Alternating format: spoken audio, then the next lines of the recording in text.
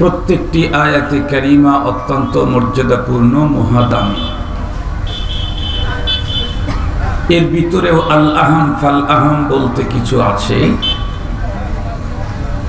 আমি যে আয়াতে কারিমার অংশ তিলাওয়াত করেছি এটি অত্যন্ত আহাম, গুরুত্বপূর্ণ এক দামি আয়াত।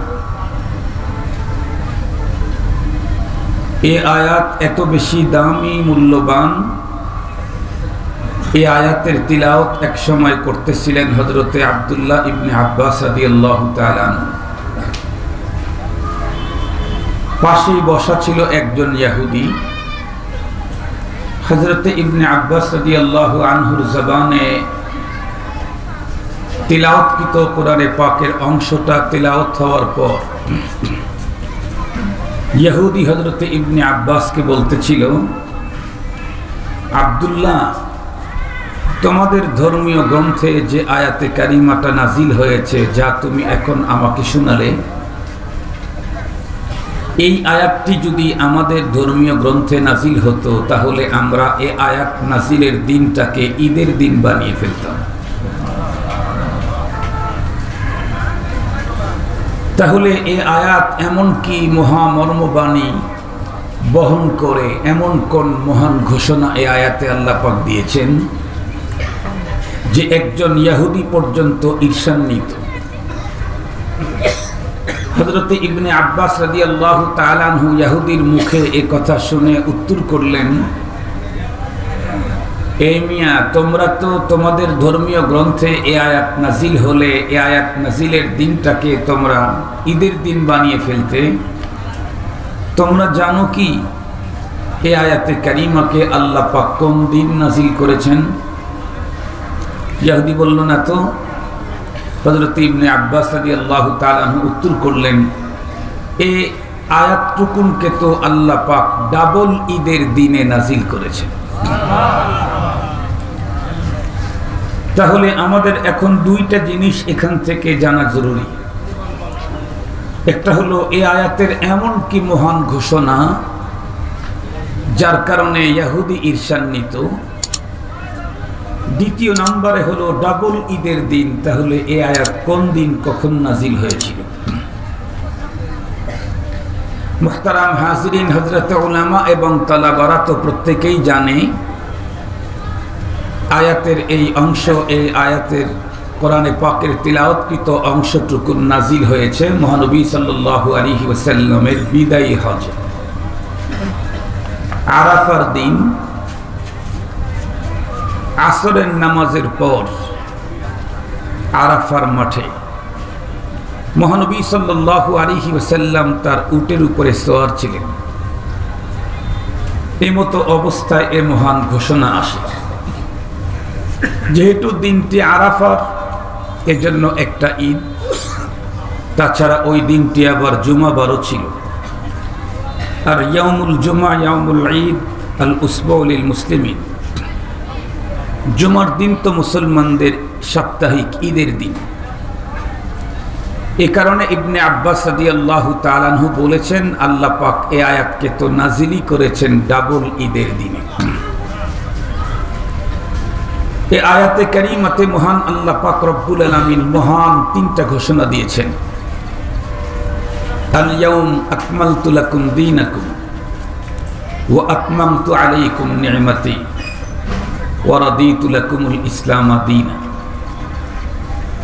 আমি শুধু প্রথম ঘোষণা নিয়ে কিছু কথা আপনাদের খেদমতে আলোকপাত করব। তিলাওয়াত করেছি পূর্ণ এক আয়াত না, আয়াতের অংশ। আলোচনা করব তিলাওয়াতকৃত পুরা অংশটা না, তার আবার কিছু অংশ, মানে জুজউল জুজ। সেটি হচ্ছে আল ইয়াউম আকমালতু লাকুম দীনাকুম। আপনারা অবশ্য লক্ষ্য রাখছেন হয়তোবা আমাদের দেশে আপার মুসলমান যারা ইংরেজি শিক্ষিত তাদের মুখে একটা কথা আমরা বারবার উচ্চারিত হতে দেখি, সেটি হচ্ছে Islam is complete code of life. আমাদের মতো অল্প শিক্ষিত অথবা অশিক্ষিত যারা, তারা তো ইংরেজি বলতে পারি না, তবে এর বাংলা কথাটা আমাদের দিলে আছে, মুখেও আছে, ইসলাম পূর্ণাঙ্গ জীবন বিধান। ইসলাম কমপ্লিট কোড অফ লাইফ। ইসলাম হচ্ছে পূর্ণাঙ্গ জীবন বিধান।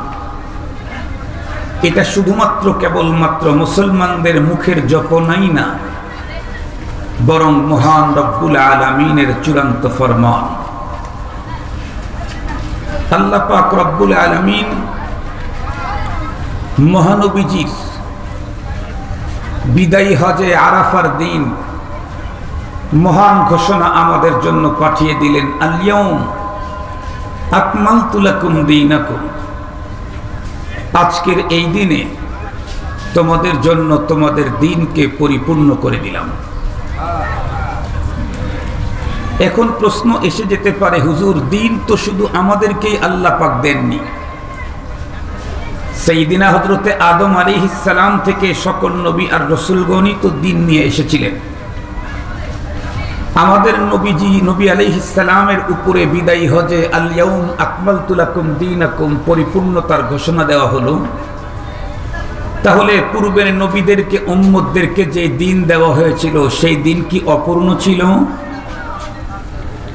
এই প্রশ্নের উত্তর সুন্দর করে বুঝতে চাইলে আমাদেরকে একটা মাসআলা, একটা কথা জানতে হবে। আমাদের প্রত্যেকেরই জানা আছে, পৃথিবীতে যত নবী রসুল এসেছিলেন সকল নবী এবং রসুলগণের দিন ছিল একটা, তার নাম ইসলাম। আল্লাহ পাকের চূড়ান্ত ঘোষণা, ইন্নাদ-দীন ইনদাল্লাহিল ইসলাম। দিন আল্লাহ পাকের কাছে একটাই। আল্লাহ পাক বলেন, ওয়ামান ইয়াবতাগি গায়রাল ইসলামি দীনা ফালান ইউকবালা মিনহু। যারা ইসলাম ছাড়া অন্য কোনো ধর্ম অন্বেষণ করবে তা কশ্চিনকালেও গ্রহণ করা হবে না। সমস্ত নবীদের ধর্ম একটা ছিল, তার নাম ইসলাম। কিন্তু ধর্মীয় সংবিধান সকল নবীর এক রকমের ছিল না, বরং কোন কোন নবীর ধর্মীয় সংবিধান অন্য নবীর ধর্মীয় সংবিধান বিপরীতমুখী ছিল। কোনটা ছিল ইফরাত, কোনটা ছিল তাফরিদ। যেমন হযরতে মূসা, হযরতে ঈসা আলাইহিস সালাম, ওনাদের ধর্মীয় সংবিধানটা কোনো কোনো ক্ষেত্রে বিপরীতমুখী ছিল। এক পয়গম্বরের সময় ধর্মীয় সংবিধানকে আরবিতে শরীয়ত বলা হয়। এক পয়গম্বরের শরীয়তের নিয়ম ছিল, কারো কাপড়ে যদি নাপাকি লেগে যায় তাহলে এটা ধুইলে পরিষ্কার হবে না, কেটে ফেলতে হবে। এটা বেশি বাড়াবাড়ি, শক্ত ছিল, কঠিন ছিল। আর এক নবীর শরীয়তের আইন ছিল, কারো কাপড়ে যদি নাপাকি লেগে যায় এটা ধুইতেও হবে না, ওই অবস্থায় সব কাজ চলবে। এটা বেশি শিথিল ছিল। কিন্তু আল্লাহ পাক আমাদেরকে যে দিন দিয়েছেন, শরীয়ত দিয়েছেন, এটা বাইনাল ইফরাত ওয়াত তাফরিত মুতাদিল। এটা খুব বেশি শক্ত না, একদম শিথিল না, এই দুইটার মাঝামাঝি। তবে মনে রাখতে হবে, পৃথিবীতে যত নবী এবং রাসূলগণ এসেছিলেন সকলকে আল্লাহ তাআলা যে দিন শরীয়ত দিয়েছিলেন এটা পূর্ণ ছিল। কোন নবী রাসূলকে অপূর্ণ শরীয়ত দেওয়া হয়নি। সকল নবী এবং রাসূলদেরকে দেওয়া হয়েছিল শরীয়ত, দিন পূর্ণ। কিন্তু আমাদেরকে যেটা দেওয়া হয়েছে এটা হচ্ছে পরিপূর্ণ। সকল নবীর শরীয়ত আর দিন ছিল কামিল, আমাদেরকে যেটা দেওয়া হয়েছে এটা হচ্ছে আকমাল। সকল নবীর শরীয়ত ছিল পূর্ণ, আমাদের নবীকে যে শরীয়ত দেওয়া হয়েছে এটা হলো পরিপূর্ণ। খুব ভালো করে বুঝবেন, পূর্ণতার পরে, পূর্ণের পরেও পূর্ণতার একটা অপশন থাকে, সেটি হচ্ছে পরিপূর্ণ। কিন্তু পরিপূর্ণতার পরে পূর্ণতার আর কোনো অপশন বাকি থাকে না। এ কারণেই তো আমাদের শরীয়তের পরে আর কোনো শরীয়ত আমদানির সুযোগ নাই, কারণ আমাদেরটা পরিপূর্ণ। আমাদের দ্বীনের পরে আর কোনো দিন আমদানির সুযোগ নাই, কারণ আমাদের দ্বীন আকমাল, পরিপূর্ণ। আমাদের কিতাবের পরে নতুন আর কোনো কিতাব আমদানির সুযোগ নাই, কেন? এটা আকমাল, পরিপূর্ণ। আমাদের রসুলের পরেও আর কোনো রসুল আগমনের সুযোগ নেই, কেন? এটা হলো পরিপূর্ণ। এই জন্যই তো তামাম পৃথিবীর সকল উলামায়ে কেরামের মুত্তাফাক আলাই ফতোয়া, কাফের কাফের কাদিয়ানি কাফের। তামাম পৃথিবীর সকল উলামায়ে কেরামের মুত্তাফাক আলাই ফতোয়া, কাফের কাফের কাদিয়ানি কাফের। কারণ বিদায়ী হজে আরাফার মাঠে মহান আল্লাহ পাকের চূড়ান্ত ঘোষণা, আল ইয়াউম আকমালতু লাকুম দীনাকুম, আজকের দিনে তোমাদের দিনকে পরিপূর্ণ করে দেওয়া হলো। পরিপূর্ণতার পরে পূর্ণতার আর কোনো অপশনই থাকে না, সেতু পৃথিবীতে আর কোনো দিন, শরীয়ত, নবী আগমনের কোনো সুযোগ নেই। এখন কথা হলো, আল্লাহ পাকের ঘোষণা, দিনকে পরিপূর্ণ করে দেওয়া হয়েছে। আমাদের দেশের আপার শিক্ষিত মুসলমানদের slogan, Islam is complete code of life. আমরা যারা অল্প শিক্ষিত, অশিক্ষিত, তাদের স্লোগান, ইসলাম পূর্ণাঙ্গ জীবন বিধান। প্রকৃত ইসলাম পূর্ণাঙ্গ জীবন বিধান, কারণ কোরআনুল কারীমে আল্লাহ পাক রব্বুল আলামিন এটাকে আকমাল বলেছেন, পরিপূর্ণ বলেছেন। এখন আমার জিজ্ঞাসা হলো, আমার দেশের যে সমস্ত মুসলিম ভাইয়েরা ইসলাম ইজ কমপ্লিট কোড অফ লাইফের স্লোগান দেয়, আমাদের দেশের যে সমস্ত ভাইদেরকে ধর্মীয় অনুষ্ঠানে দাওয়াত করলে একটা বক্তব্য তাদের মুখ থেকে কমন আমরা শুনতে পাই, সেটি হচ্ছে ইসলাম মানেই শান্তি, ইসলাম মানেই শান্তি। দুইটা কথা তাদের মুখ থেকে আমরা বেশি শুনতে পাই, ইসলাম মানেই শান্তি, ইসলাম মানেই শান্তি। আর একটা হচ্ছে Islam is complete code of life. এই দুই কথা আমাদের দেশের মুসলিম নেতাদের মুখ থেকে শুনতে পেয়ে দিলটা অত্যন্ত আনন্দে ভরে যায়। কিন্তু দুঃখ আর বেদনার বিষয় হলো একটা, Islam is complete code of life আর ইসলাম মানেই শান্তি, ইসলাম মানেই শান্তি, ইসলাম মানেই শান্তি, এই স্লোগান দিলে তো কখনো রাষ্ট্রে, দেশে, সমাজে, ফ্যামিলিতে শান্তি আসবে না, বরং ইসলামকে মানলে শান্তি আসবে। আপনাদেরকে সহজে বুঝবার জন্য একটা মিসাল দিই। আমার ব্যক্তিগত কথাই বলি, বেশ কিছুদিন আগে আমার শরীর সমস্যা হয়ে গিয়েছিল। তার ভিতরে একটা সমস্যা ছিল, একই জায়গায় অনেকে বসে আছি, সবাই স্বাভাবিক, আমার শরীর ঘামে। তো আমি তখন এক ডাক্তারকে ফোন দিলাম। ডাক্তার আমাকে দূর থেকে বললেন যে, হুজুর, সবচেয়ে ভালো হইতো যদি আপনি আমার কাছে আসতেন, আমি কিছু টেস্ট করে এরপরে রোগ নির্ণয় করে আপনাকে মেডিসিন দিতাম। তো আপনি যেহেতু দূরে আছেন, দূর থেকে যেটা আমার ধারণা, তাতে আপনার শরীরে প্রচুর পটাশিয়াম শর্ট আছে, এ কারণে আপনার শরীর ঘামে বেশি। আমি বললাম, তাহলে আমার কি করণীয়? উনি উত্তর করলেন, ডাবের পানি খান, ডাবের পানিতে প্রচুর পটাশিয়াম। এতটুক পর্যন্ত তো বাস্তব কথা, এই ঘটনা ঘটেছে। এরপরের কথাগুলি ধরে নেন, মাসাল তু মাসালান। আমি তো ডাক্তারের কাছ থেকে জেনে নিলাম আমার শরীরে প্রচুর পটাশিয়াম শর্ট, এটাও জেনে নিলাম ডাবের পানিতে প্রচুর পটাশিয়াম আছে। এখন এই কথা শোনার পরে আমি যদি আমার বাড়ির আঙ্গিনায় 1000টা ডাবের গাছ লাগাই,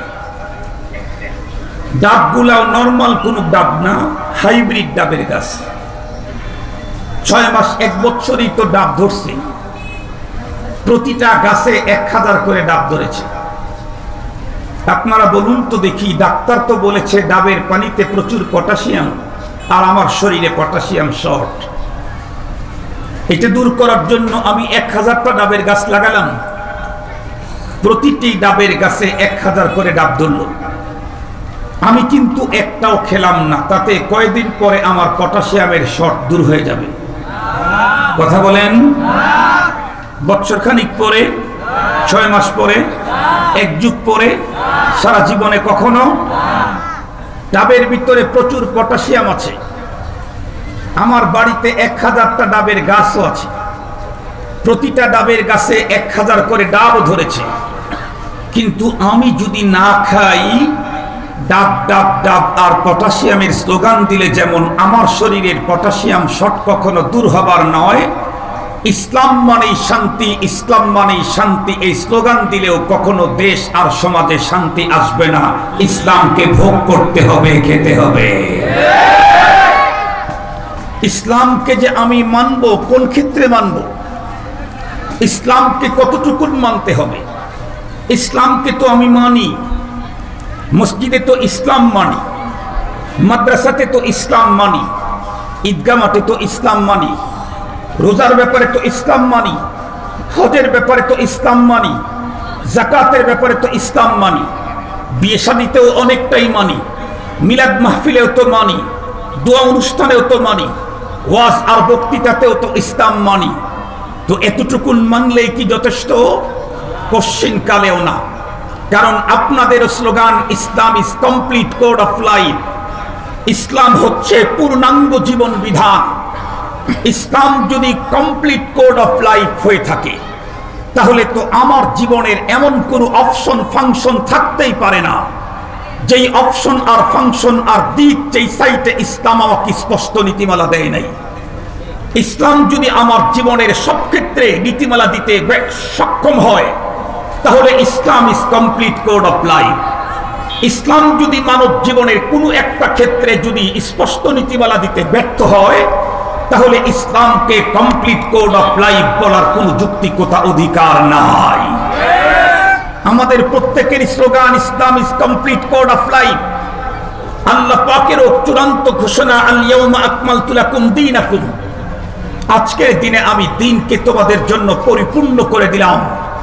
সুতরাং বাস্তবেও Islam is complete code of life. সুতরাং আমি প্রকৃত মুসলিম হতে চাইলে, আমার জীবনের যত ক্ষেত্র আছে, যত অপশন ফাংশন আছে, সব ক্ষেত্রে আমাকে ইসলামের দেওয়া নীতিমালা মানতে হবে। আমি যদি কিছু মানি আর কিছু না মানি, তাহলে কোরআনুল কারীম তার জন্য চূড়ান্ত দুই জায়গায় শাস্তির কথা বলেছেন। আল্লাযীনা ইউমিনুনা বিবাদিল কিতাব ওয়া ইয়াকফুরুনা বিবাদ লাহুম খিজয়ুন ফিল হায়াতিদ দুনিয়া। যারা কিতাবের কিছু মানবে আর কিছু মানবে না, দ্বীনের কিছু মানবে আর কিছু মানবে না, ইসলামের কিছু মানবে আর কিছু মানবে না, নামাজের ক্ষেত্রে ইসলামের কোড মানবে, যাকাতের ক্ষেত্রে ইসলামের আইন মানবে, হজের ক্ষেত্রে ইসলামের কোড মানবে, রোজার ক্ষেত্রে ইসলামের বিধান মানবে, কিন্তু দেশ, ফ্যামিলি, রাষ্ট্র, অর্থনীতির ব্যাপারে ইসলামের কোন নীতিমালা মানে না। আল্লাহ পাক বলেন তাদের ডবল শাস্তি দুনিয়ার জীবনে হবে, লাঞ্ছনা, মরণের পরে দহনের শাস্তি। খুব ভালো করে বুঝবেন, আল্লাহ পাক তো বললেন আল ইয়াউম আকমালতু লাকুম দীনাকুম, আজকের দিনে আমি ইসলামকে কমপ্লিট করে দিলাম। আমরা তো বলি Islam is complete code of life. ইসলাম কি প্রকৃতই কমপ্লিট কোড অফ লাইফ? তাহলে আমরা এই বিষয়টা নিঃসন্দেহে ইসলাম কমপ্লিট কোড অফ লাইফ। তো ইসলাম যে কমপ্লিট কোড অফ লাইফ, এ ব্যাপারে তো আজকের এক বৈঠকে সমস্ত হুজুররা মিলেও ইসলামের পুরা কমপ্লিট কোড অফ লাইফ এটা পুরাটা দেখানোর কোনো সুযোগ নেই। কারণ এটি তো পুরা কোরআন ভরে, এটা তো জখিরায় হাদিস ভরা আছে। আমি শুধু আপনাদের অনুভূতিতে একটা টাচ লাগাইতে চাই যে ইসলাম আমাকে কোথায় কোথায় কোড দিয়েছে, কোথায় কোথায় ইসলাম আমাকে স্পষ্ট নীতিমালা দিয়েছে। আমি যদি ইসলামের নীতিমালা মানি তাহলেই মুসলিম, আমি যদি ইসলামের নীতিমালা না মানি তাহলে আমাকে মুসলিম বলার কোনো সুযোগ নেই। মুহতারাম হাজিরিন, খুব ভালো করে বুঝবেন, আমরা প্রত্যেকেই জানি কোরআনুল কারীমে আল্লাহ পাক রব্বুল আলামিন স্পষ্ট বলে দিয়েছেন, লাকাদ কানা লাকুম ফি রাসূলিল্লাহি উসওয়াতুন হাসানা লিমান কানা ইয়ারজুল্লাহ ওয়াল ইয়াউমাল আখির ওয়া যাকারাল্লাহা কাসীরা। পৃথিবীর যে সমস্ত মানুষগুলি পরপারের প্রতি বিশ্বাসী, আল্লাহ পাকের সাথে সাক্ষাতের প্রত্যাশী, তাদের জন্য মডেল মুহাম্মদুর রাসূলুল্লাহ সাল্লাল্লাহু আলাইহি ওয়াসাল্লাম। ইসলাম যে নীতিমালা আমাকে দিয়েছেন, সেই নীতিমালার বাস্তবায়ন আমার রাসূল তার আমলি জিন্দেগিতে পৃথিবীর মানুষদেরকে শিখিয়ে দিয়েছেন।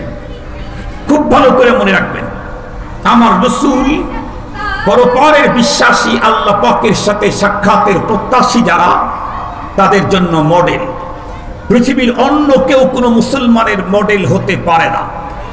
মুসলিমদের মডেল মুহাম্মাদুর রাসূলুল্লাহ সাল্লাল্লাহু আলাইহি ওয়াসাল্লাম। খুব ভালো করে বুঝবেন, আমার জীবনের সব ক্ষেত্রে তাকেই মানতে হবে মডেল। আমরা প্রত্যেকেই জানি আমাদের দেশে যারা আর্মিতে চাকরি করে এরা স্বাধীন দেশের স্বাধীন নাগরিক। এরপরেও দেখবেন এদের যদি চুল বড় হয়, চুল কাটার অধিকার আছে, কিন্তু যে কোনো ডিজাইনে কাটার অধিকার নাই। কোনো আর্মি নেইমার কাটিং দিতে পারে না চুলে, কোনো আর্মি মেসি কাটিং দিতে পারে না চুলে। আর্মি চুল কাটবে, কিন্তু চুল কাটার ডিজাইনে তার কোনো স্বাধীনতা নাই। তাকে দিতে হবে আর্মি কাটিং। আর্মি ডিউটির চলাকালীন অবস্থায় পোশাক পরবে, কিন্তু যে কোনো ধরনের পোশাক পরার অধিকার স্বাধীনতা তার নাই। কাপড় চয়েসের স্বাধীনতাও তার নাই, প্রিন্ট চয়েসের স্বাধীনতা নাই, কালার চয়েসের স্বাধীনতা নাই, ডিজাইন চয়েসের স্বাধীনতা নাই। কারণ সে একজন আর্মি পার্সন, তাকে ডিজাইন কাপড় সবকিছু দেবে হলো আর্মি। এমনকি একজন আর্মি পার্সন স্বাধীন দেশের স্বাধীন নাগরিক, শুধু আর্মি পার্সন হওয়ার কারণে সে যেমন খুশি তেমন শু পরে ডিউটি পালন করার অধিকার নাই। শুর ডিজাইন দেবে তাকে আর্মি। এমনকি একজন আর্মি পার্সন স্বাধীন দেশের স্বাধীন নাগরিক হওয়ার পরেও অসুস্থ হলে যত্রতত্র যে কোনো হাসপাতালে চিকিৎসা নেওয়ার অধিকার নাই। কারণ তুমি স্বাধীন দেশের স্বাধীন নাগরিক হলে কি হবে? তুমি নর্মাল কোনো ব্যক্তি নও, তুমি তো আর্মি পার্সন। এই জন্য তোমার চিকিৎসার ব্যাপারেও স্বাধীনতা নেই। আমার স্পষ্ট ঘোষণা হলো, একজন আর্মি স্বাধীন দেশের স্বাধীন নাগরিক হওয়ার পরে তার যদি চুল কাটাতে স্বাধীনতা না থাকে, তার যদি পরনের পোশাক পরতে স্বাধীনতা না থাকে, তার যদি পায়ের শু পরতে স্বাধীনতা না থাকে, সে অসুস্থ হলে চিকিৎসা নিতে যদি তার স্বাধীনতা না থাকে, তুমি একজন মুসলিম পার্সন, তোমারও চুল কাটাতে পরনের পোশাক পরতে স্বাধীনতা থাকতে পারে না। আর্মি পার্সনকে ডিজাইন দিয়েছে আর্মি, মুসলমানকে ডিজাইন দিবে মুহাম্মাদুর রাসূলুল্লাহ সাল্লাল্লাহু আলাইহি ওয়াসাল্লাম। ডিজাইন দেবে ইসলাম, ডিজাইন দেবে ইসলাম। মুসলমানের চুল কাটার কাটিং হবে মুহাম্মাদি কাটিং। কথা বলেন। মুসলমানের পরনের পোশাক হবে তার ডিজাইন মুহাম্মাদি ডিজাইন। মুসলমানের জুতা চয়েসের ব্যাপারে ডিজাইন হবে মুহাম্মাদি ডিজাইন। একদম জীবনের টপ টু বটম সব ক্ষেত্রে শুধুমাত্র কেবলমাত্র একজনকেই অনুকরণ করতে হবে, সে কে? মুহাম্মাদুর রাসূলুল্লাহ সাল্লাল্লাহু আলাইহি ওয়াসাল্লাম। এই ডিজাইন দিয়েছে কে? ইসলাম দিয়েছে কে? ইসলাম কার? কথা বলেন কার? ইসলাম আমাকে কমপ্লিট ডিজাইন দিয়েছে। আমি মুসলিম থাকতে চাইলে আমাকে ইসলামের ডিজাইন মানতে হবে। আমি জিজ্ঞাসা করতে চাই, একজন আর্মি পার্সন সরকারি জায়গায় থাকতে চায়, সরকারি বেতন ভাতা খেতে চায়, রেশন পেতে চায়, বেতন পেতে চায়, কিন্তু চুল কাটাতে নেইমার কাটিং দেয়, পরনের পোশাক পরতে জমিদারের মতো আদ্দি কাপড় পরে চলে, কোনো সময় সে আর্মি ড্রেস পরে না, সে পরনের পায়ের শুটাকেও তার নিজের চয়েস মতো করে, চিকিৎসা নেওয়ার সময় সে তার চয়েস মতো নেয়। তার অর্থ হলো আর্মির কোনো একটা বিধিবিধান সে মানে না। আমি জিজ্ঞাসা করতে চাই, কয় মাস পর্যন্ত, কয় বছর পর্যন্ত না মানলে তার চাকরি যাবে? 10 বছর পর্যন্ত না মানলে যাবে? কত বছর পর্যন্ত না মানলে তার চাকরি থাকতে পারে? 2, 4, 6 মাস, এর চাইতে বেশি না। ধরে নেন একজন আর্মি স্বাধীন দেশের স্বাধীন নাগরিক হওয়ার পরেও সব কাজই সে আর্মির করবে, শুধু আর্মির ডিজাইনটা সে যদি না মানে, তার যদি 6 মাস পর্যন্ত আর্মিতে তার চাকরি না টিকে, তুমি কত বছর হয় ইসলামের ফর্মুলা মানো না, এরপরে আরো কত বছর পর্যন্ত তুমি ইসলামের এরিয়াতে থাকার আশা করো? মুহতারাম হাজিরিন, আমার জিজ্ঞাসা, এটা আমার জিজ্ঞাসা। মুহতারাম হাজিরিন, ইসলাম তো আমাকে স্পষ্ট কোড দিয়েছে, স্পষ্ট নীতিমালা দিয়েছে, এমন কোন দিক রাখে নাই যেখানে ইসলাম আমাকে স্পষ্ট নীতিমালা দেয় নাই। সহজে বুঝবার জন্য মাত্র 2-3টা মাসআলা বলবো। মুহতারাম হাজিরিন, আপনারা বলুন, এই পৃথিবীতে কি এমন কোনো মানুষ পাওয়া যাবে এই পৃথিবীতে যেই মানুষটা 20 বছর অথবা 300-420 বছর বেঁচে ছিল, কিন্তু সে শুধুই সুখে ছিল, কোনোদিন তাকে দুঃখ লাগে নাই? এমন মানুষ কি পৃথিবীতে ছিল? এখন আছে? আগামী দিনে? পৃথিবীতে কি এমন মানুষ পাওয়া যাবে যে শুধুই দুঃখে ছিল, জীবনে কোনোদিন ওয়ান টাইমও সুখ পায় নাই? এমন মানুষও কি পাওয়া যাবে? কেন? কারণ পৃথিবীটা হলো সুখ দুঃখের মিলন মেলা। ইন্না মাআল উসরি ইউসরা। সুখ আছে, দুঃখ আছে, দুঃখ আছে, সুখও আছে। থাকবে পৃথিবীতে আর শুধু সুখ? লা ইউমকিন। থাকবে পৃথিবীতে শুধু দুঃখ? লা ইউমকিন। এটাও সম্ভব না। পৃথিবীতে থাকলে সুখ আছে, দুঃখ আছে, দুঃখ আছে, সুখ আছে। সুখ দুঃখ থাকবেই থাকবে। এই কথাটা যদি আপনাদের বুঝতে দেরি হয়, তাহলে বাংলাদেশের 2জন মহিলার নাম বললে আপনারা 100% বুঝে ফেলবেন যে এই পৃথিবীতে সুখ দুঃখ থাকবে। এই 2জন মহিলা হলো একজন বর্তমান প্রধানমন্ত্রী আর একজন সাবেক প্রধানমন্ত্রী। আমি যতটুকু জানি, দুনিয়ার দিক থেকে এই দেশে এই 2জনের চাইতে বড় আর কোনো মানুষ নাই। যত বড় ডিগ্রিদারি, যত বড় টাকাওয়ালা, যত বড় দাপট বলাই দেখেন, এরা সবাই হলো মুক্তাদি আর ইমাম হলো এই 2জন। কথা বলেন না কেন? কথা বলেন না কেন? দেশ বিদেশের থেকে যতই ডিগ্রি নিয়ে আসুক, মানতে হয় এই 2জনকে, অধীনে থাকতে হয় এই 2জনের। তো এই 2জন তো সবচাইতে দামি, সবচাইতে উচ্চাঙ্গের। এই 2জনের জীবনটাই দেখেন, একজনের যদি সুখ হয় আর একজনের দুঃখের শেষ থাকে না। আবার ওই জনের যদি সুখ হয় তো আর একজনের দুঃখের শেষ থাকে না। তাহলে আমার দেশের সবচাইতে উন্নত নারী 2টা, তাদের জীবনেই যদি সুখ আর দুঃখ এমন সিরিয়াস হয়, সেই দেশের নাগরিক আমি, আমার জীবনে শুধু সুখ, এটা তাসাব্বুর করা যায় না। শুধু দুঃখ, তাও তাসাব্বুর করা যায় না। বরং পৃথিবীতে থাকলে সুখ দুঃখ 2টাই আছে। এখন একজন মানুষ সুখ যদি পায়, আনন্দ যদি পায়, তাহলে সেই লোকটা কি হাসবে না? কথা বলেন না কেন? সুখ পেলে, আনন্দ পেলে লোকটা হাসবে না? হাসবে। দুঃখ পেলে, বেদনা পেলে, কষ্ট পেলে লোকটা কান্না করবে না? কান্না করবে। তাহলে প্রতিটি মানুষের জীবনে সুখ দুঃখ আছে, হাসি এবং কান্নাও আছে। পৃথিবীতে 1 পিস মানুষ যে পৃথিবীতে বেঁচে ছিল, একটাও এমন পাবেন না যে শুধু দুঃখে ছিল, শুধু সুখে ছিল। নেই। প্রত্যেকের সুখ দুঃখ আছেই আছে। মুহতারাম হাজিরিন, সুখ হলে মানুষ হাসবে, দুঃখ হলে মানুষ কাঁদবে, কিন্তু Islam is complete code of life. ইসলাম মুসলিমদেরকে হাসার ব্যাপারেও নীতিমালা দিয়েছেন, কাঁদার ব্যাপারেও নীতিমালা দিয়েছেন। যেমন আর্মিকে চুল কাটার ব্যাপারেও নীতিমালা দিয়েছেন, পোশাকের ব্যাপারেও আর্মি নীতিমালা দিয়েছে। তুমি যেহেতু আর্মি পারসন, যেমন তেমন পোশাক পরতে পারবা না, যেমন তেমন ডিজাইনে চুল কাটতে পারবা না, যেমন তেমন শু তুমি পড়তে পারবা না। তুমি যেহেতু মুসলিম পারসন, সঙ্গত কারণেই তুমি যেমন তেমন হাসতে পারবা না। ইসলাম হাসার ব্যাপারে স্পষ্ট নীতিমালা দিয়েছে। তুমি যেহেতু মুসলিম পারসন, তোমার অনেক ব্যথা, অনেক দুঃখ, অনেক বেদনা, তাই বলে তুমি যেমন তেমন কান্নাও করতে পারবা না।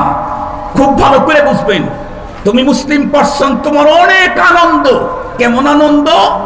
অটো পাস, তাও আবার গোল্ডেন প্লাস। একে তো অটো পাস, তারপরে আবার কি প্লাস? Golden plus. তাহলে তো তোমার আনন্দ সীমাহীন। তারপরেও তুমি যেমন তেমন হাসতে পারবা না, কারণ তুমি মুসলিম। মনে থাকবে তো এই ব্যাপারটা। ইসলাম হাসির ব্যাপারে মুসলিমকে কি নীতিমালা দিয়েছে, কান্না করার ব্যাপারে ইসলাম মুসলমানকে কি নীতিমালা দিয়েছে, এই বিষয়টা আজকে আপনাদের খেদমতে বলবো ইনশাআল্লাহ। হাদিসে তাফসীরের কিতাবে এসেছে, হাসা হলো 3 প্রকার। মানুষ যে হাসে, এটা কয় প্রকার? 3 প্রকার। আরবি নামটা বলি, তাবাসসুম, জেহেক, কাহকাহা। আরবি নামটা বললাম কেন? আমরা তো পেটন খেয়ে পড়েছি, এই জন্য আরবি নামগুলো বলতে পারি।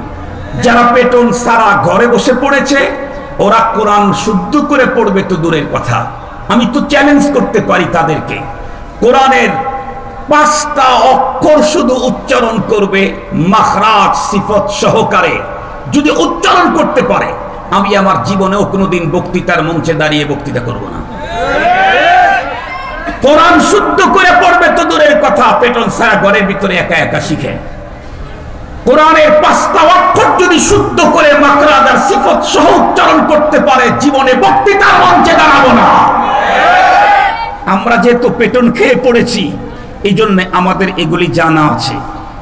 তাবাসসুম যিহেক কাহকাহা 3 প্রকারের হাসি, সহজভাবে বুঝাই, একটা হলো তাবাসসুম মুস্কি হাসি, আর একটা কাহকাহা অট্ট হাসি, আর একটা হলো যিহেক বাইনাহুমা, এই দুইটার মাঝখানে আওয়াজ কিছু হবে, দাঁত কিছু বের হবে, খুব ভালো করে বুঝবেন। হাসাহাসি 3 প্রকার, কিন্তু মুসলিমের জন্য হাসার অনুমতি আছে কয় প্রকার? একটু জোরে বলেন কয় প্রকার? চুলের কাটিং তো অনেক ডিজাইন, কিন্তু আর্মির জন্য অনুমোদন এক ডিজাইন। কথা বলেন না কেন? চুলের কাটিং তো অনেক ডিজাইন, হেয়ার ড্রেসারে গেলেই দেখা যায়, কিন্তু আর্মির জন্য অনুমোদন কয় ডিজাইন?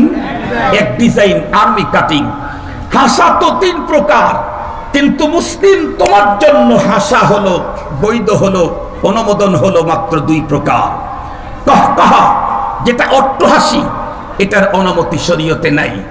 আমার রাসূল সাল্লাল্লাহু আলাইহি ওয়াসাল্লাম আমার মডেল, আমার রাসূল 63 বছর জীবনে একবার মাররাতান ওয়াহিদা, ওয়ান টাইম জীবনে কোনোদিন অট্ট হাসি দেননি।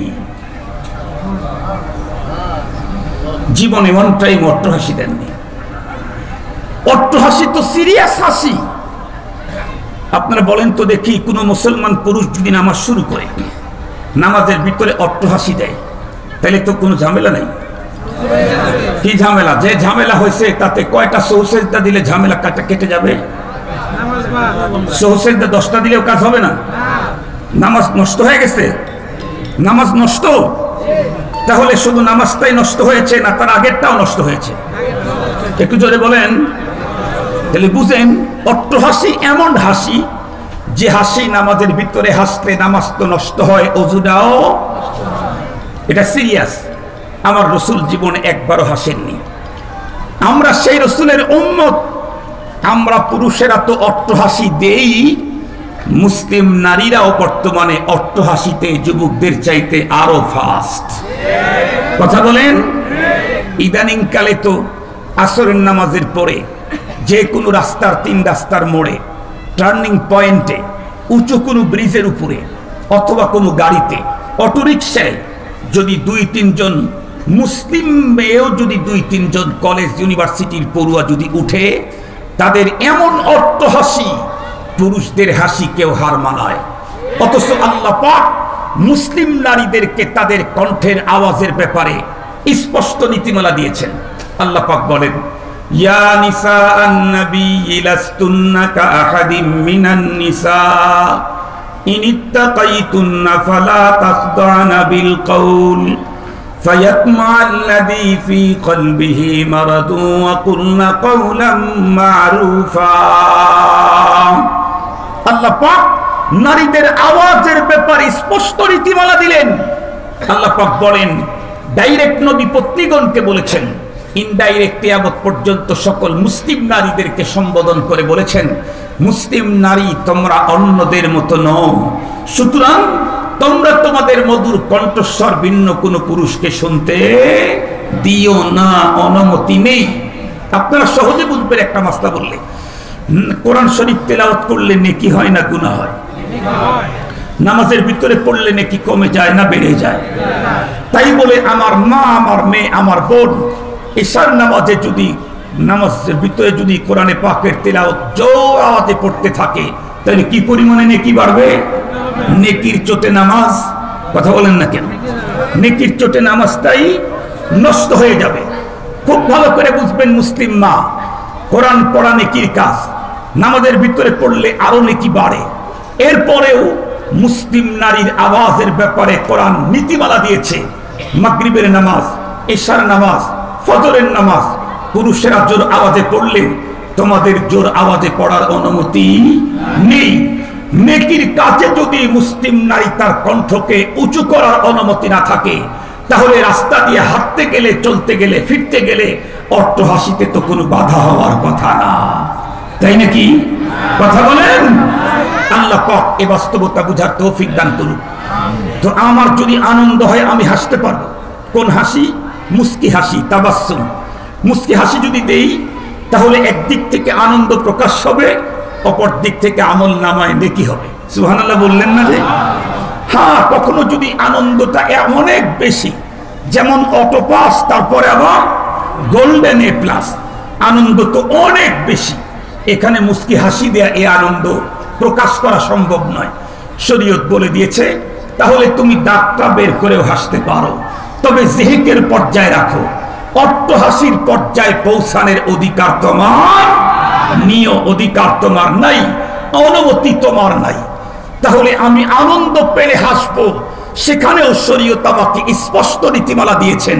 তাবাসসুম হাসলে নেকি, জিহিক হাসলে নেকি নাই, গুনাহও নাই। আবার নেকি আছে তাও বলতে পারেন, কারণ নবী আলাইহিস সালাম এটা হাসতেন। তবে এটা কখনো কখনো হেসেছেন, ম্যাক্সিমাম সময় নবীজি মুস্কি হাসি দিতেন। নবীজির এক সাহাবী বয়ান করেন, আমি নবীজির সাথে জীবনে যতবার সালাম মুসাফা করেছি ততবার নবীজিকে মুস্কি হাসি দিতে দেখেছি। তাহলে সালাম দেওয়া এক সুন্নত, মুসাফা করা সুন্নত, মুস্কি হাসি দেওয়া আর একটা সুন্নত। সুবহানাল্লাহ বললেন না যে? মুস্কি হাসি দিয়ে সালাম, এটা দুইটা সুন্নত। মুস্কি হাসি দিয়ে মুসাফাহা, এটা দুইটা সুন্নত। আল্লাহ পাক আমাদেরকে আমলের তৌফিক দান করুন। মুহতারাম হাজিরিন, কান্নার ব্যাপারটাও একটু বলি। কান্নার ব্যাপারে শরীয়ত কি নীতিমালা দিল? কান্না তো অনেক রকমেরই হয়, তার ভিতরে কিছু কান্না থাকে যেই কান্নার সাথে বিলাপ থাকে। কি থাকে? বিলাপ। বিলাপ তো বুঝেন? বিলাপ বুঝেন। নবী আলাইহিস সালাম কোন একদিন কোথাও যাচ্ছিলেন, পথের ভিতরে দেখলেন একজন মহিলা কান্না করছে, হয়তোবা তার কোনো আপনজন পৃথিবী থেকে বিদায় নিয়েছে। আপনারা তো জানেন নিজের সন্তান হারানোর ব্যথা অনেক, কিন্তু সন্তানের কোয়ালিটির উপরে ব্যথার কোয়ালিটিও কম বলা হয়। যেমন কোন মেয়ের পেট থেকে বাচ্চা এখন জন্ম নিয়ে এখনই মারা গেছে, অবশ্যই ব্যথা, কিন্তু ব্যথাটা তুলনামূলক একটু কম। আর একটা বাচ্চা ওই মেয়েরই মারা গেল, ও 5 বছর বয়স হয়েছে, সবসময় আম্মু আম্মু বলে ডাকে, ওনার পিছনে পিছনে ঘোরে এবং কিছু কাজের সহযোগিতাও করে। এই বাচ্চাটা মরে গেলে, জন্ম নেওয়ার পরের বাচ্চা মরে গেল, তার চাইতে এই বাচ্চা মারা গেলে ব্যথা কম না বেশি? আর একটা বাচ্চা আছে, যেই বাচ্চাটা মায়ের একটাই মাত্র সন্তান, মা এবং বাবা তাদের সমুদয় সম্পদ বিক্রি করে এই সন্তানটাকে উন্নত শিক্ষায় শিক্ষিত করেছে। FRCS ডিগ্রি বিদেশ থেকে সে এনেছে এবং অলরেডি সে এখন কর্মজীবনে ইন করেছে। সে প্রতি মাসে, প্রথম মাসে বেতন পেয়েছে লিগ্যাল বৈধ টাকা 4 লাখ, দ্বিতীয় মাসে তার ওটা আসছে 5 লাখ, তৃতীয় মাসে আসছে 6 লাখ। চতুর্থ নাম্বার মাসের 25 তারিখ যেতে না যেতেই হঠাৎ করে আকস্মিকভাবে ছেলেটা অ্যাক্সিডেন্ট করে মারা গেল। এখন ওদের তো আর কিচ্ছু নাই, সবকিছু বিক্রি করে এই ছেলেটার পিছনেই ব্যয় করেছিল। এই ছেলেটা মারা গেলে আগের দুইটার মারা যাওয়ার পরে যেমন ব্যথা, এটার কি তেমনই ব্যথা না অনেক অনেক অনেক বেশি? অনেক বেশি। মনে রাখবেন, আমাদের বাংলাদেশে একটা প্রবাদ বাক্য আছে, অল্প শোকে কাতর, অধিক শোকে পাথর। অল্প শোকে কাতর, অধিক শোকে মানুষ পাথর হয়ে যায়। মহানবী সাল্লাল্লাহু আলাইহি ওয়াসাল্লাম এক জায়গায় রওনা করছেন, পথের ভিতরে দেখলেন একজন মুসলিম মহিলা কান্না করতেছে। মুসলিমা যেহেতু, তাহলে অবশ্যই নবীজির সাহাবী, কিন্তু কান্না করতেছে তো কান্না করতেছে শরীয়তের আইন লঙ্ঘন করে, বিলাপ করতেছে।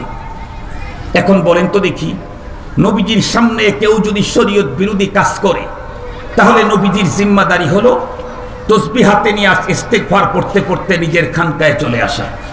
এটা নবীর জিম্মাদারি না? একটু জোরে বলেন, কি জিম্মাদারি? কথা বলেন না কেন? শরীয়ত বিরোধী যে কাজ করে তাকে অবশ্যই সজাগ করে দেওয়া, সতর্ক করে দেওয়া, এটা নবীজির জিম্মাদারি। নবীজি যদি তা না করেন, ফামা বাল্লাগতা রিসালাতা, কিয়ামত পর্যন্ত এই পৃথিবীতে অনেক মানুষের দ্বারায় শরীয়ত বিরোধী কাজ হবে। নবী তো আর নাই। মুসলমান যদি কখনো শরীয়ত বিরোধী কোনো কাজ করতে থাকে, তাহলে এই মুসলমানদেরকে সজাগ করার দায়িত্ব কার? একটু জোরে বলেন কার? নায়েবে নবীর দাবিদার উলামায়ে কেরাম যারা, তাদের উলামায়ে কেরামের দায়িত্ব হলো নবীওয়ালা এই কাজ তাকে করতে হবে। এখন কেউ যদি দেখে তার সামনে শরীয়ত বিরোধী কাজ হচ্ছে, সে তাকে সেখানে সতর্ক না করে ইস্তেগফার করতে করতে যদি ঘরের ভিতরে ঢোকে, তাহলে এই লোকটি মরণের পরে ময়দানে মাহশরে নবীজির সামনে নায়েবে নবী হওয়ার দাবি করার কোনো সুযোগ নাই। মনে রাখবেন কথাগুলি, মনে রাখবেন কথাগুলি।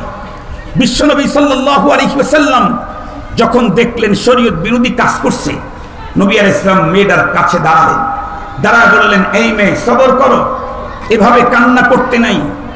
মেয়েটা যেহেতু খুব বেশি সিরিয়াস আঘাতপ্রাপ্ত ছিল, ও অস্বাভাবিক আঘাত, অধিক শোকে মেয়েটা পাথর হয়ে গেছে। কে আওয়াজ করলো, কার কণ্ঠ তার কানে আসলো, এগুলি মেয়েটি বুঝে নাই। অধিক শোকে পাথর, এমনকি মাথাটা উঁচু করেও দেখলো না কে আওয়াজ করে। মানুষের কানে আওয়াজ আসলে মানুষ কিন্তু মাথা ঘুরিয়ে আওয়াজের দিকে তাকায়। ঠিক বললাম না? ঠিক বললাম? এটা প্রতিটি মানুষের জন্মগতই স্বভাব, প্রতিটি মানুষের এ স্বভাবটা আছেই। কিন্তু এই মেয়েটি এত বেশি চূড়ান্ত কাতর ছিল, শোকাতর, যে কে আওয়াজ করলো, আওয়াজ কানে এসেছে, তার দিকে তাকাবার মতো টেন্ডেন্সি তার ছিল না।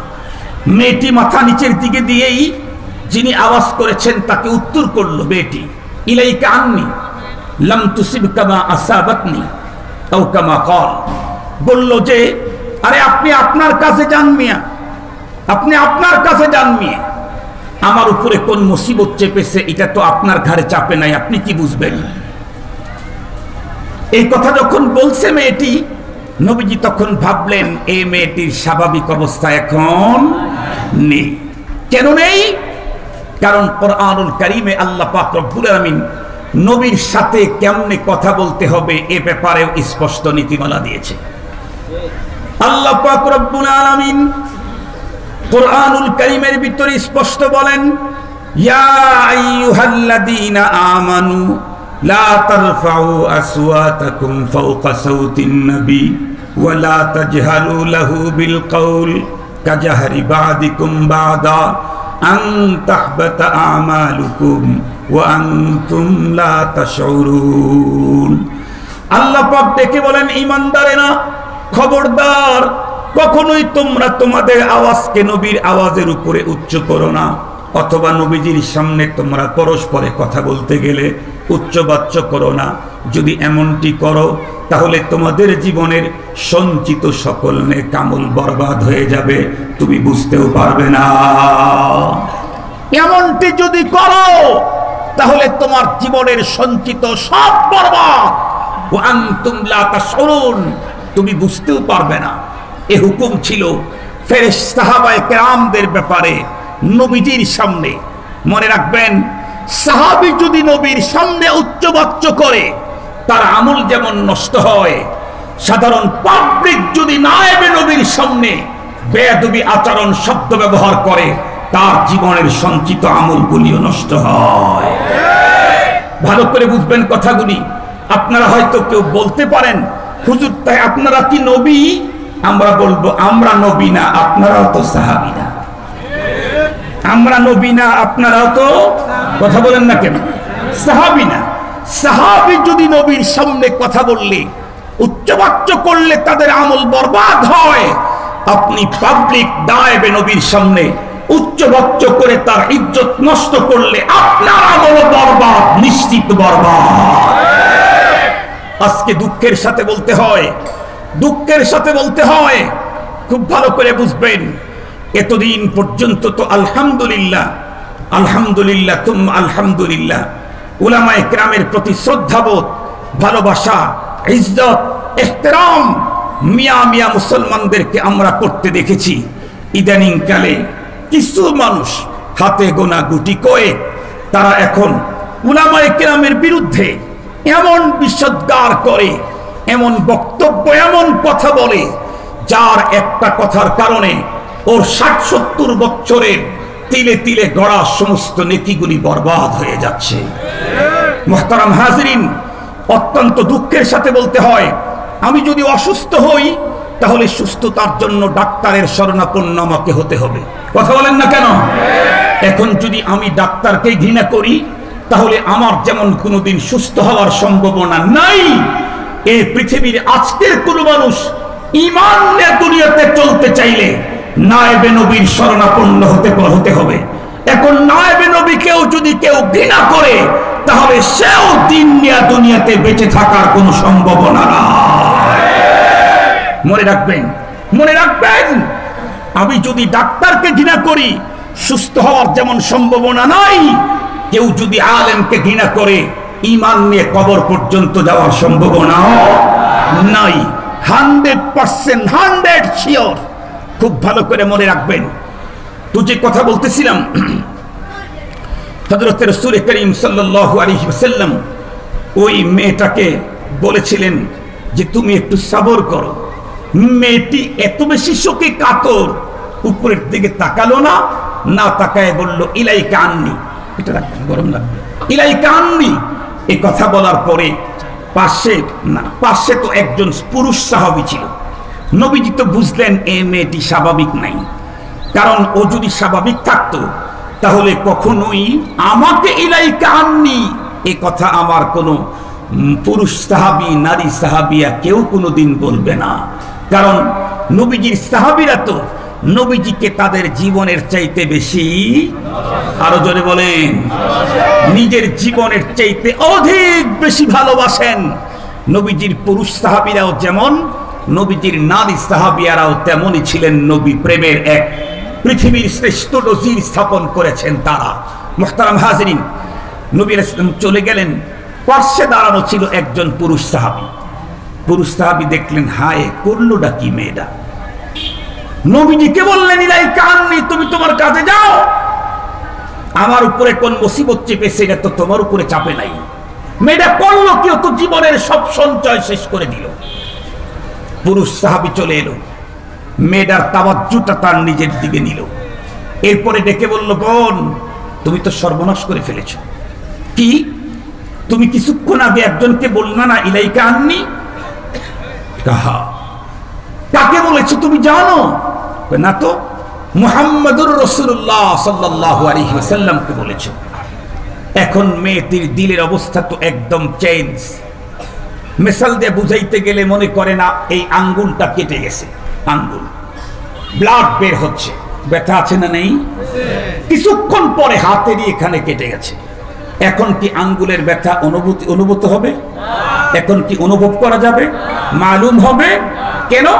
ছোট ব্যথা আঘাতের পরে বড় আঘাত পেলে ছোট আঘাতের কথা মনে থাকে না।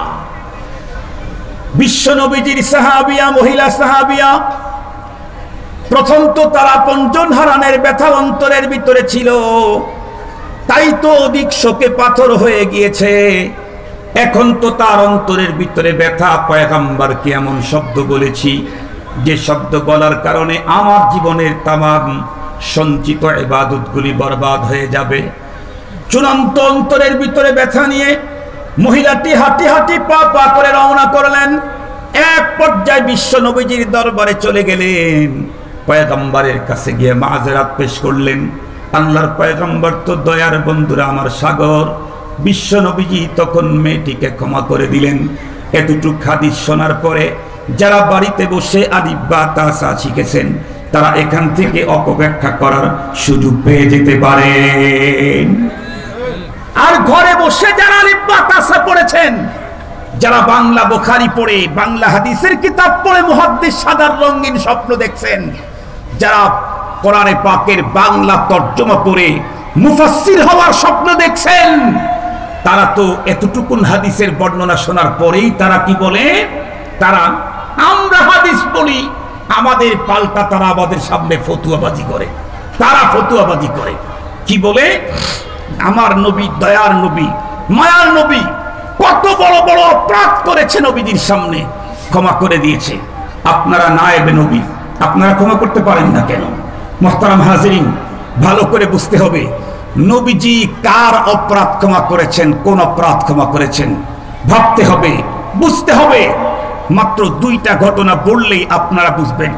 মহানবী সাল্লাল্লাহু আলাইহি ওয়াসাল্লাম দ্বীনের দাওয়াত মানুষ গ্রহণ করবে, দিলের ভিতরে এমন এক বড় তামান্না নিয়ে আপনজন আত্মীয় স্বজনের এরিয়া ওই যে তায়েফে গিয়েছিলেন, সেইখানকার লোকেরা বিশ্বনবীজির উপরে তাদের দুষ্ট ছেলেদেরকে লেলিয়ে দিয়েছিল, নবীজির উপরে প্রস্ত্রার আঘাত করতেছিল। আঘাতের পরে আঘাতে পয়গম্বর রক্তাক্ত হয়ে গেছেন, জমিনে পড়ে গেছেন, জুতা স্যান্ডেল পয়গম্বরের রক্তের সাথে পায়ের সাথে এক হয়ে গেছে রক্তের কারণে। জিবরাইল আমিনকে আল্লাহ পাক পাঠিয়ে দিলেন। জিবরাইল আমিন বললেন, ওগো নবীজি, আল্লাহ পাক আমাকে পাঠিয়ে দিয়েছেন, আপনার এই অবস্থা, আপনি ইশারা করলে, অনুমতি দিলে তায়েফের দুই দিকের পাহাড় দেরে আমি এমন চাপা দেব, তায়েফের এই সমস্ত মানুষগুলির আন্ডা বাচ্চা সবুলে শেষ করে দেব। নবীজি কি বললেন? না, তুমি যাও। আল্লাহ পাককে বললেন, আল্লাহ ওদেরকে মেরে ফেললে আমি কাদেরকে দাওয়াত দিব?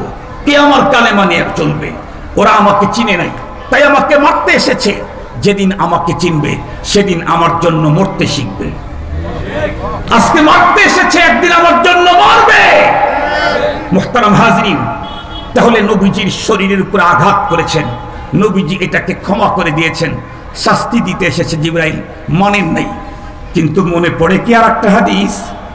মনে পড়ে কি আর একটা হাদিস? নবীজি মেম্বরে পা দিতে গিয়ে আমিন আমিন আমিন বললেন। সাহাবায়ে কেরাম জিজ্ঞেস করলে নবীজি বললেন, আমি যখন মেম্বরে উঠতে থাকি জিবরাইল আমিনের আগমন ঘটলো। জিবরাইল আমিন এসে আমাকে বলল, আপনার ওই সমস্ত উম্মতের লোকগুলি ধ্বংস হোক যারা রমজানের মতো বরকতপূর্ণ মাস পেল অথচ জীবনের গুনাহ মাপ নিতে পারল না। নবী এই প্রস্তাবকেও কি ফেরত দিয়েছেন? একটু জোরে বলেন, এই প্রস্তাবকে ফেরত দিয়েছেন?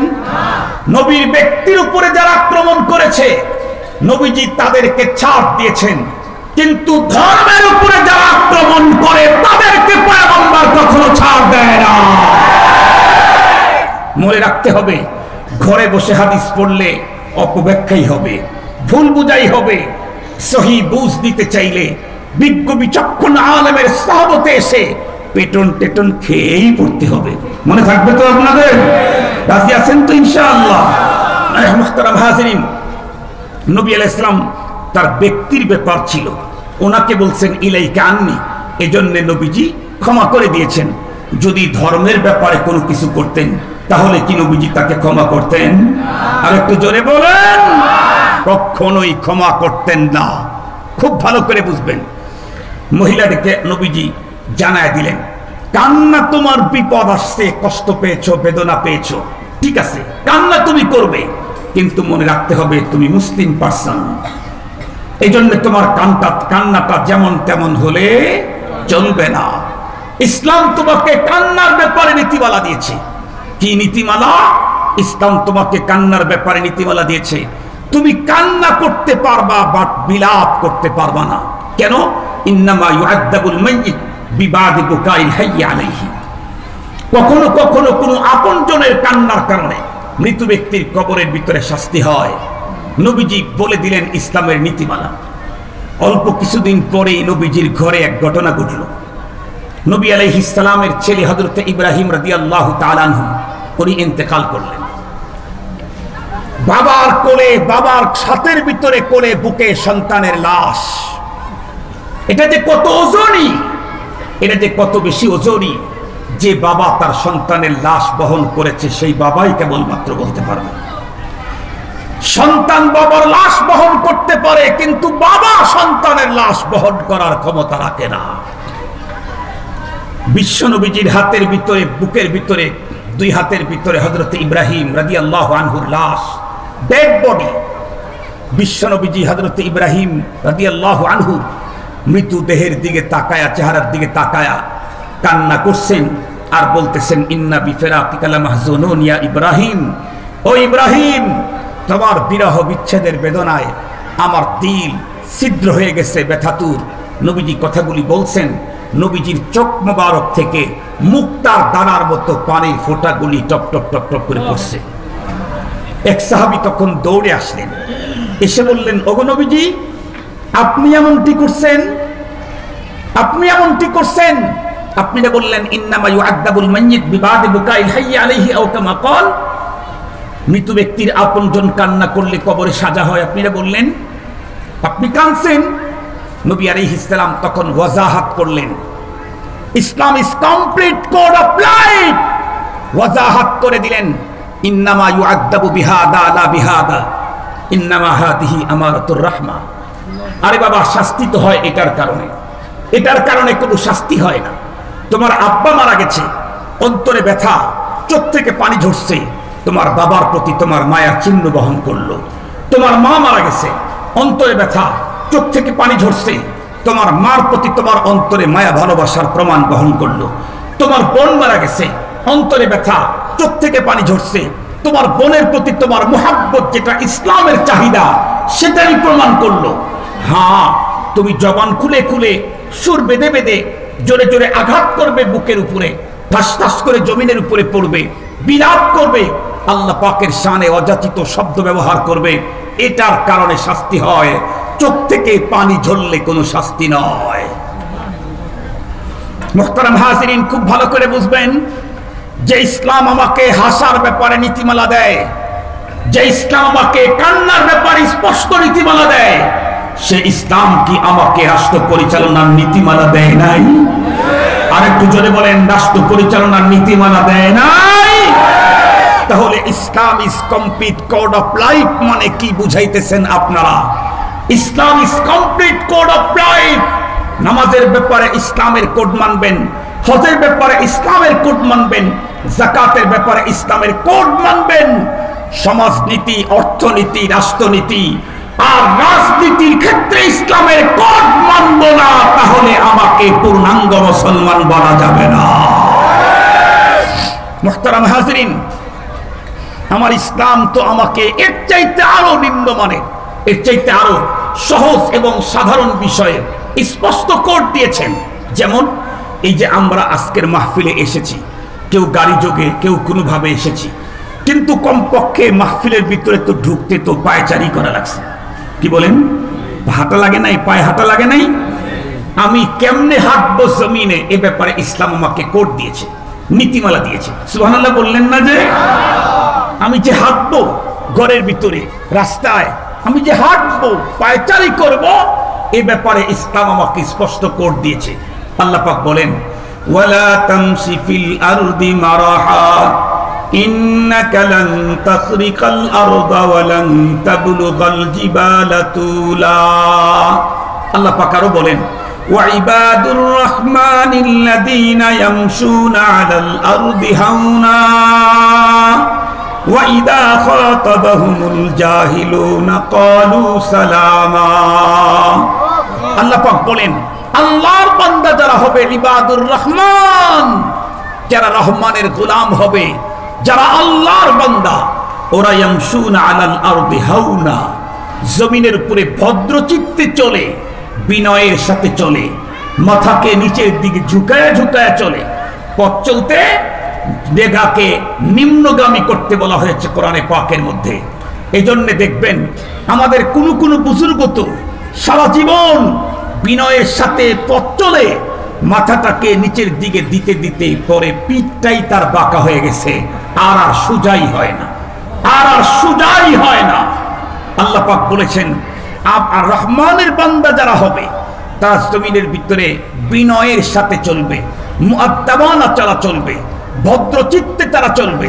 আল্লাহ পাক হুঁশিয়ারি দিয়ে বলেন, লা তামশি ফিল আরদি মারাহা, খবরদার জমিনের উপরে কখন পিঠ দর্পে অহমিকা দাম্ভিকতার সাথে কখনো চলো না। কখনো জমিনের উপরে একদম দাম্ভিকতার সাথে, অহমিকার সাথে আসফলং মেরে চলো না। মনে রাখবেন, আজকে জমিনের পিঠে আছি, সেদিন বেশি দূর নয় যেদিন আমাকে জমিনের পেটে, কথা বলেন, জমিনের পেটে যেতেই হবে। তো কারহা, স্বেচ্ছায় অনিচ্ছায় যেতেই হবে আমাকে। আমি যদি জমিনের উপরে থাকতে জমিনের সাথে এমনটি করি, মালিকের সাথে বেয়াদবি করি, তাহলে আমাকে যেদিন জমিনের পেটে ঢুকায় দেওয়া হবে, সেই দিন জমিন আমাকে 1 সেকেন্ড ছাড় দিতে রাজি। আরো জোরে বলেন, 1 সেকেন্ড ছাড় দিতে রাজি হবে না। একটা কথা বলি, আমি শেষ করে দিচ্ছি। আল্লামা তারেক জামিল সাহেবেরও বই আছে বাংলাতে, চোখে দেখা কবরের আযাব। Doctor Tareq Mahmud MBBS first class, first Pakistan, ওনারও বই আছে, সুন্নতে রাসূল ও আধুনিক বিজ্ঞান। এছাড়া আরো অনেক বই পুস্তকে কবরের কিছু আযাবের দৃশ্য দেখা যায়, বিভিন্ন জায়গায় শোনা যায়। আমি একটা কবরের আযাবের কথা বলি। এক ব্যক্তি, সে কোনো একটা দল করত, দল, কোন দল এটা বলা দরকার নেই, সে পার্টি করত, দল করত। এই লোকটা যখন মারা গেল, এই লোকটার আপনজন, দলীয় লোক, ফ্যামিলির লোক, আপনজন, গ্রামের লোক সবাই মিলে তাকে কাফন দাফনের ব্যবস্থা করতেছে। একে গোসল করানো হলো, কাফন পরানো হলো। এরপরে এর জানাজার নামাজ পড়ানোর পর লাশটাকে কাঁধে করে বহন করে যখন কবরস্থানে নিয়ে যাওয়া হলো, কবরস্থানে নিয়ে কবরের পশ্চিম সাইডে লাশটাকে কাঁধ থেকে নামায়। এরপরে 2-3 জন কবরের ভিতরে নামে, নেমে লাশটাকে হাতে ধরে এভাবে কবরের ভিতরে শোয়ায় দেয়। এই লাশটাকেও তার ছেলে এবং তার জামতা, এই 2 জনে মিলে লাশটাকে কবরের ভিতরে নামালো।